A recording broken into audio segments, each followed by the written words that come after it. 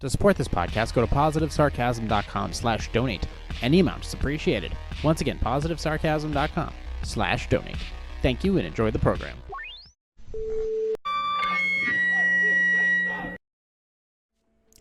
Jay here, positivesarcasm.com, recorded here for the final time from this particular spare parts studio. Like, subscribe, share, donate. positivesarcasm.com/donate. Any amounts appreciated for entertainment purposes only, alongside New Hampshire's beautiful seacoast. If you have any questions, concerns, or comments, hit me up directly on my website, positivesarcasm.com, in the contact section. If you want to email me directly, you can always go to positivesarcasm@outlook.com.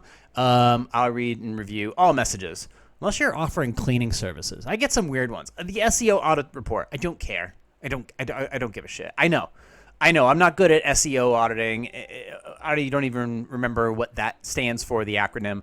Don't ask me about cleaning services. I can clean. I can mop my own floors. I can sweep my own floors. I can clean my own shower and take care of my toilets. I don't know. Thanks, Consuela, but I don't need your services. They're not required. So stop messaging me. You can also hit me up through Instagram at @positive_sarcasm on Instagram. So there you have it. Yeah, so this is the final episode in this spot. I don't know really what else to say about it. I don't think it's going to take long to say it.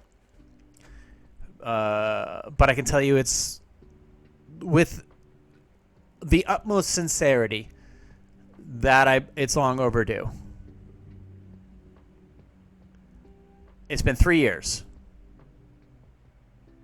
Now, put it in perspective. This is technically I'm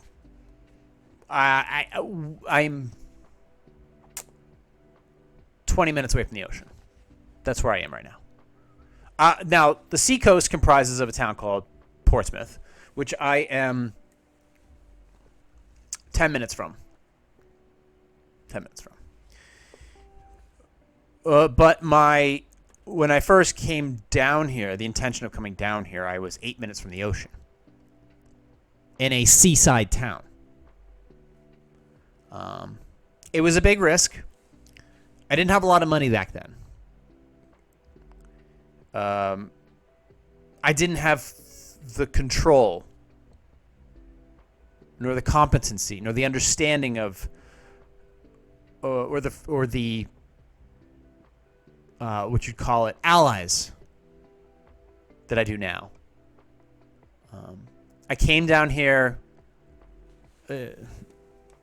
Christopher Columbus, with the exception of I didn't have the intent of killing anybody or taking over any. I was clueless. I knew I wanted to be down here for a very long time. It didn't work out the way I intended at that time. I was forced to, retreat a little bit, and then I got back to the ocean and experienced what life was truly like, literally right next to the beautiful seacoast. It was tough, and it taught me a lot. But when I ultimately left in May of 2022 from the actual, I was 60 seconds away from the ocean, walking. When I ultimately had to leave and come here, I knew at that time. I knew. You ever just know something and it's just like, I know. And you have to leave it, and I'm coming back. I don't care how, but I'm getting that. It was like when I went after Chase. I don't care how. When I knew what I wanted, it was on.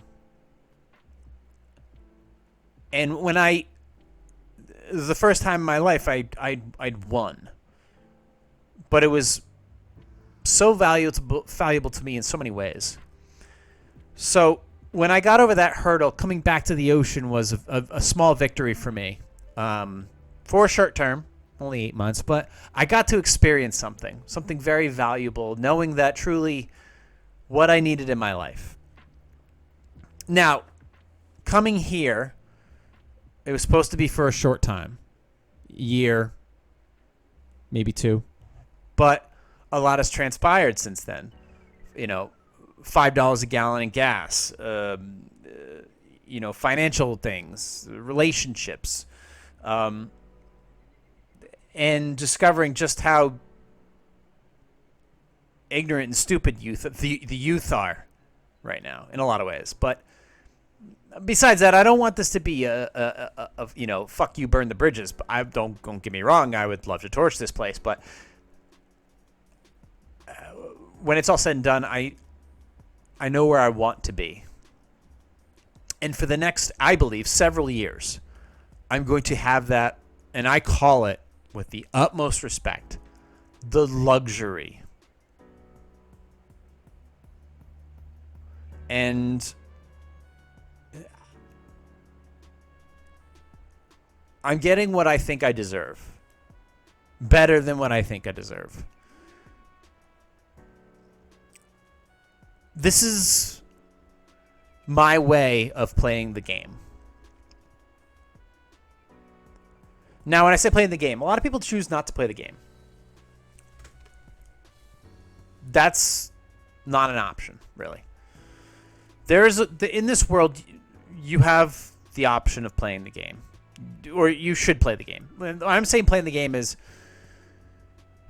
be a part of society, be a part of, consumerism, buy if you can. But ultimately, make sure it's where you want to be. If you can capitalize either on the lifestyle or the premium when you go to sell it. If you can't, it's okay to rent. But if you're going to rent, don't settle for anything less than what you want to get out of that life. But there's 2 goals to it. I understand people say, well, if you want to live like there's no tomorrow, that live, laugh, love lifestyle. It's like, listen, if you live your life as if there's never any tomorrow, you're not going to have anything left for when there actually is tomorrow. And more often than not, there's always going to be a tomorrow. More often than not, there's going to be one. There's going to be a Tuesday. There's going to be a Monday.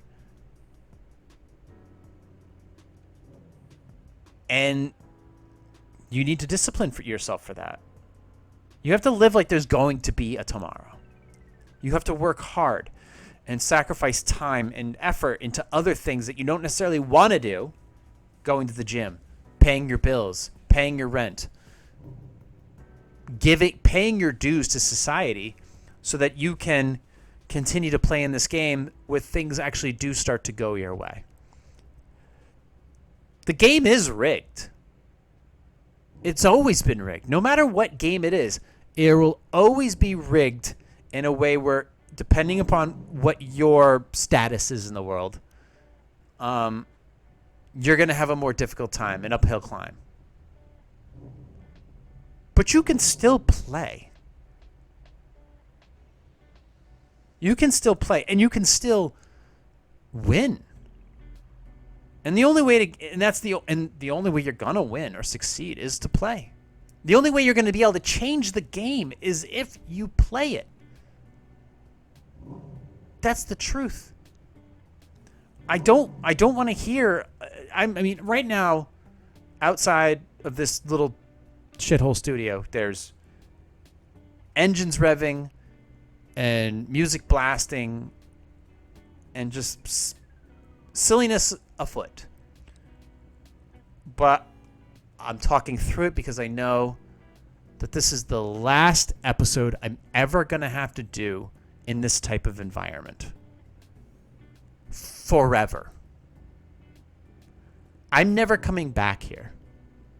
And when I say here, I not only mean this town, this spot, but I mean this type of environment.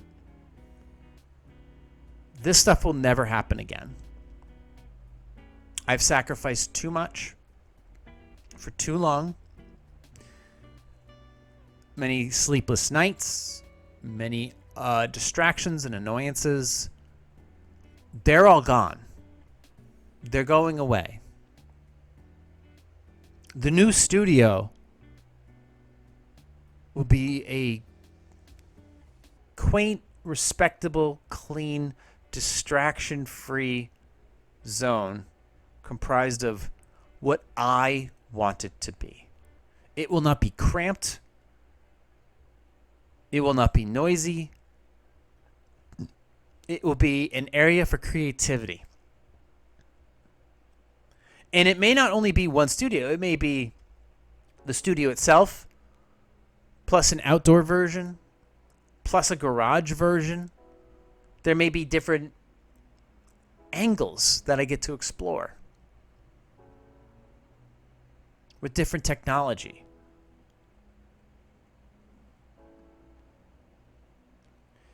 It will be, to some degree, the way I originally intended it to be. My first attempt at doing it when I got down here originally, 4 years ago, I was afraid.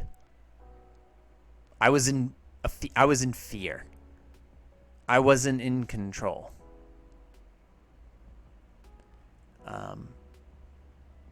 And I lost that. And this podcast, not popular, not great, I guess you'd call it.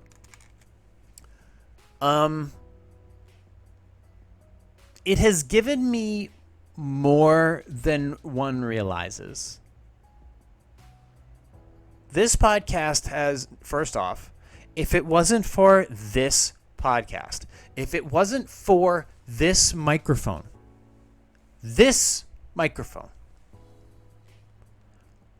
I wouldn't have Chase. He wouldn't be here. My voice got out there, and it was heard by the right people. I didn't know what to do. All I knew how to do at that point was hit record. And when I hit record, somebody heard it. Not only did somebody hear it, but the right person heard it. And when the right person heard it, he offered the right people to help me fight back. That would not have happened. It very well may not have happened if it wasn't for this microphone. With the introduction of this microphone, it has brought more creative avenues to my life. It has introduced me to different music. It has introduced me to different perspectives. It has introduced me to different philosophers, different, video games, different perspectives on war, other podcasters and how they record and how they laugh and think and argue and speculate and question. Different means of motivation. Different fears, different joys, different loves. It has introduced me to different technologies and how to utilize them at little to no cost. It has introduced me to different fashion. I could be sitting here in sweatpants and a t-shirt. I don't have to, though. I choose to step it up a little bit. It has introduced me to different things to talk about, whether it be wine or budget or energy or food or nutrition or psychology, emotional awareness.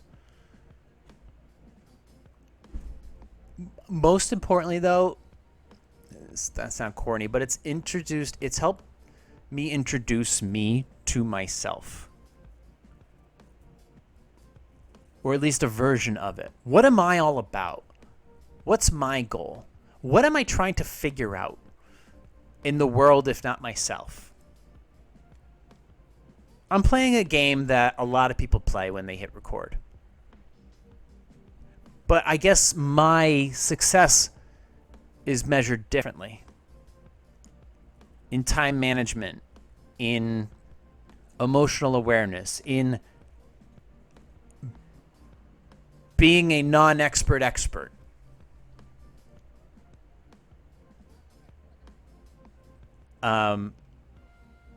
Understanding that even though the game is rigged, which it always will be, I can still play. It has stretched my abilities of how can I do this before even falling asleep, before running out of things to talk about. What is my limitations? How long can I go? Do I have other issues that I need to address, such as, I don't know, biases or racism or other emotional unintelligences, are these things that I've repressed or whatever? Just, I don't know, exploring these things.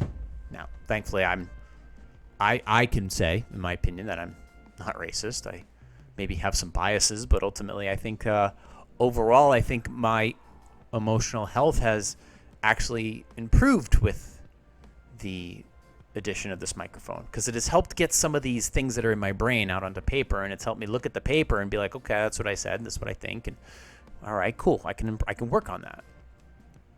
It's helped me see myself in reality as far as how I look and how I feel and how I talk, and I can be completely honest and completely raw. In one small Christmas break, I went from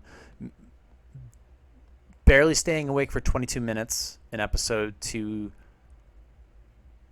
doing 45 minutes to an hour again, just like old times. I figured something out. And I'm a better man for it.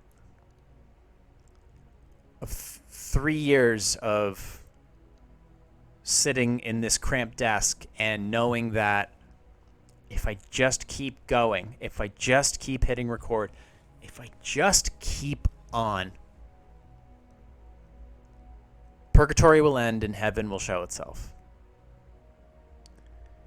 And I can happily say that after 3 years, I'm on the verge of succeeding for a much longer term agreement. I'm not 100% secured.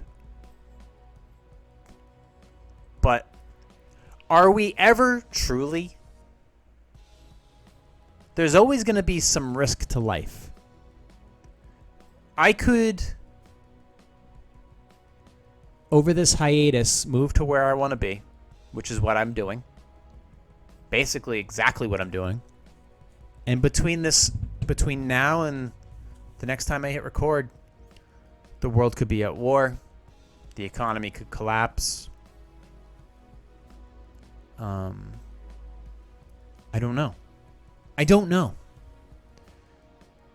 It's possible. But as I said, I have to live like there's going to be a tomorrow. And there's going to be that opportunity to hit record again. Now, I have more certainty and more confidence in my ability to set up shop this time than I did the last time, because I'm in control, or at least more in control than I was before. Before, I was scared. I was emotionally manipulated, financially manipulated as well, and I didn't have the power of what I did now. I only want power over myself and my own destiny. I only want control over myself and my own destiny, not anybody else. That is not my intention. That is, to have power over somebody else is sociopathic, and I'm not about that. It's not my thing. I have advice to give and opinions to offer and perspectives to show, to display. And I want to do that. I was scared when I published an episode that I will remember for a very long time called Event Horizon. It was in February of 2021. And I remember saying that I've been in this situation before.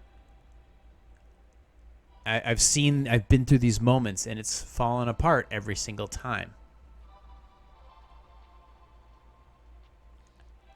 I truly don't believe that to be the case this time. And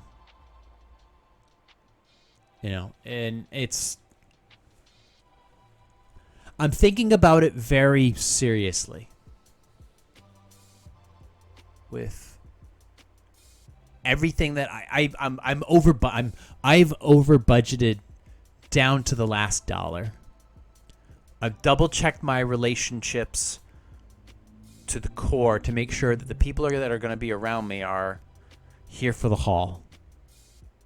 That I'm healthy, that Chase is healthy, that I have enough stuff. I've played consumerism very well this last year. Could always do better, but I think I got it down to this point. Knowing that I can do better, but that I've done very well is good for me. I wouldn't trade anything in the world for what I have now. Nothing. Not a damn thing. Not a damn thing. I'm not here to offer. There's some things I know I can't solve. Ukraine, Russia, I can't solve that for you. I can't even offer really an opinion. Israel, Palestine, this isn't the podcast for that. I could offer a perspective, but it would be through a blog. And I'd write it out and I'd offer my perspective and then post that. And it would be a perspective, not opinion. I have not been to Palestine. I have not been to Israel. That history goes farther back than my family. Even though half my family's Jewish. But still. It's not something I can provide information on. So I'm not going to. I can only offer perspective. But this isn't for that. There's other things. There's more important things, like taking care of oneself first before we start shooting off about the Gaza Strip. We gotta clean our own castle first before we, start chirping about other people's business. That's the book that's behind me by Jordan Peterson. You gotta set your own house in order and make your own bed before you set out upon the world and offer your thoughts and opinions. Yeah. My perspective is I'm an unqualified non-expert who, basically will just say to you, figure your own shit out first before you try figuring out other people's. I'm very thankful that I am in control, mostly, of this new situation. I wonder when I'll return. I give myself 3 to 4 weeks before I think, after posting this, that I will probably consider hitting record again. But I truly believe this time, with all the information I have in front of me, that the next time I do hit record, it will not be with trembles and tears, or sorrow, or regrets, or out of the safety of my friend's spare bedroom. Thanks, Bobby. I appreciate that, by the way. It will be where I belong, where I'm loved, where I truly feel home. By the beautiful seacoast. Hearing the seagulls. Listening to the brush in the marsh just wave back and forth. As I sip my coffee over a ocean sunrise. Which I remember very fondly. As I leave for the morning and the sun dances across the ocean. On my way to, support our world.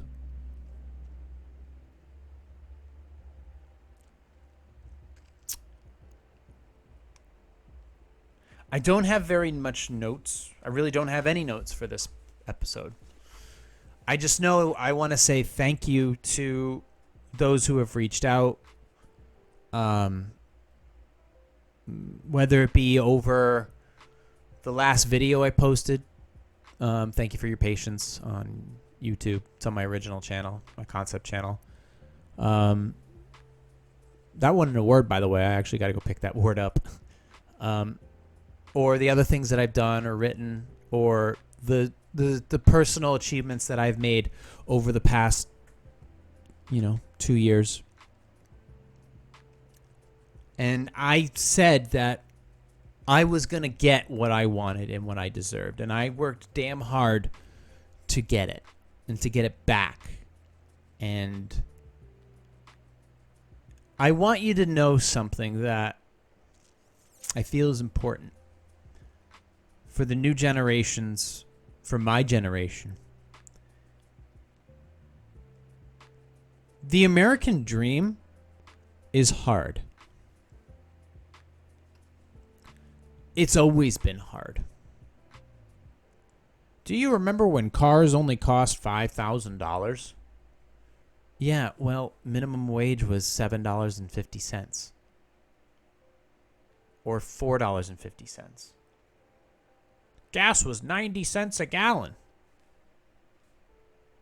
Okay. What are you getting at? Houses were $120,000. Okay. What's your point? You don't have to be $50,000 in debt. You don't have to go to college. You don't have to do any of that. You just have to follow a dream perspective of, when I do this, I'm going to put this much money away. I know I want to try living here, and I'm going to work really hard to not fuck things up and do anything stupid. And if this is what you truly want, you can get it. You can have it. And you have to do it for yourself. You have to set yourself up as the perfect date. The perfect work ethic. That alarm clock, when it goes off, you better be up. You better be somewhat of a cook to take care of yourself. You got to know how to make your own coffee. You got to know how to stay organized. You got to know how patterns work and how to follow them. The earlier you learn how to do this, the faster you will achieve the American dream. The American dream is real. It is hard. And it is yours for the taking. Now, people say, what is the American dream? It's whatever it is you want it to be. If your dream is to live in a studio apartment in Midtown Manhattan and have scratches all over your car or have your scooter stolen, that's your American dream. If you want to be homeless in downtown Los Angeles, selling roses on the side of the road, that's your American dream. My American dream is to have a little home by the ocean, surrounded by people I love, with money in my pocket, nice clothes, and just the world that I want at my fingertips. I couldn't ask for anything more. This was the problem of people like Napoleon and the concept of Gatsby. The idea that in the beginning of the movie, I'll stick with the movie because you can visually see it. The main character, who was not Gatsby, gets home, which is in Hamptons, the Hamptons in New York, by the way, a little pricey. He gets there, gets home, cooks himself a steak, goes out to the ocean. His house, his little tiny house, is right there on the ocean. It's right on the rocks of the ocean. He sits outside and he starts eating his dinner, his steak, listening to the waves. The man is free. And then he hears a little bit of music off in the distance. And it's the Gatsby house. It's a giant mansion funded by new money. In the concept is called, there's East Hampton and West Hampton, new money and old money. It's called East Egg and West Egg in the book. Represents the same thing. But he realizes that he wants to know what Jay Gatsby, is it Jay? Gatsby, I can't remember his name. What his lifestyle was like. It was rich, it was fast, it was loose. But it was chaos. It was greed. And suddenly you want more. More problems is what you wanted. Where that little cottage, that little home by the ocean, is all you really wanted in to begin with, and then you end up going back to it. It's your safe haven. It's your place that you always wanted, that you can always make your situation a little better. But it's when you start wanting somebody else's situation is when you run into trouble. Napoleon could have kept France and some other territories when he conquered.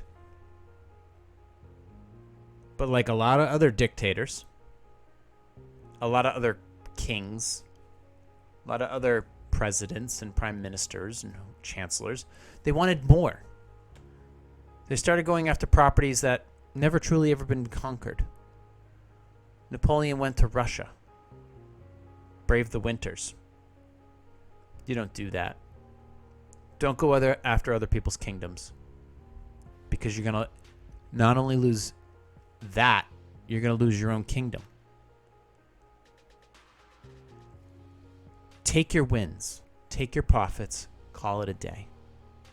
And if you have your little place metaphorically by the ocean, and it's all yours and nobody can really take it from you, call it a day. Don't be greedy.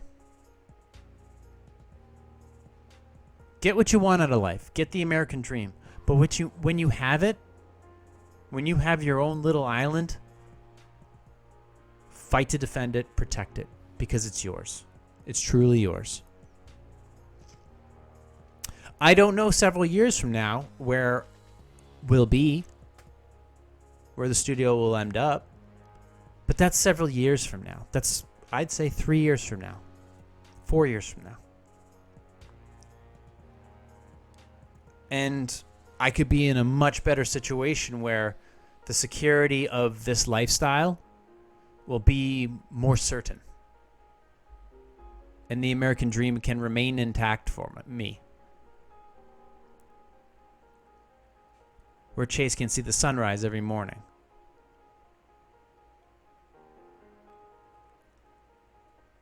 It's been on my mind for the past 2 months now, ever since I went after this opportunity. But I can tell you that 25 minutes from here is truly the beautiful seacoast that I talk about. And I'm going to be living there. And I hope that I can bring the vigor and the obnoxiousness of this podcast to at least one more level from where it is now. I love doing it because it's a discipline. Sometimes I love it because I hate it.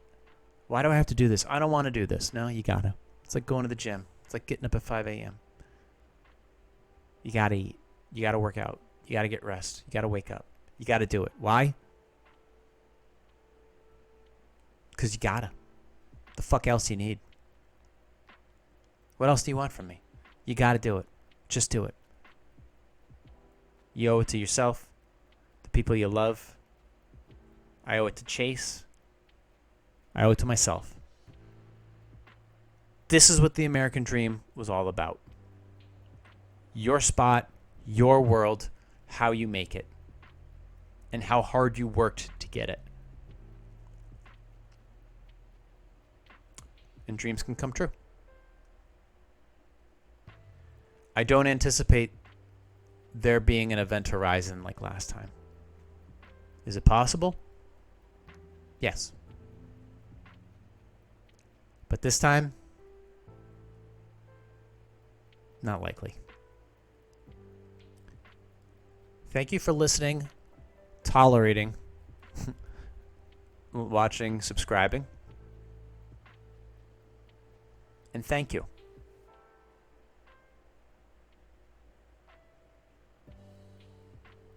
I'm going to miss doing this.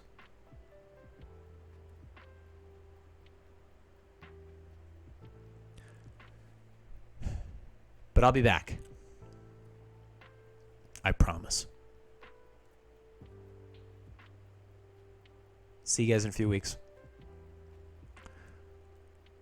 Recorded here from the Spare Parts Studio for entertainment purposes only.